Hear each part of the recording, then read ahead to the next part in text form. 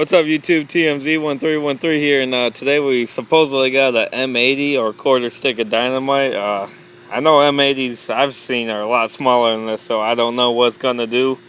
But as you can tell, my houses are pretty close, so I don't want to just do this on ground. So we're gonna do it below ground, and we'll see what we get here.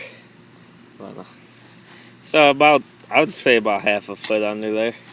So if it makes any of the stuff go up, that'd be pretty cool, I think.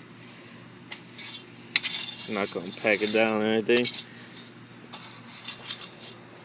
Alright, so we will see what this does. I'd come on there, baby. I don't know what this is going to do.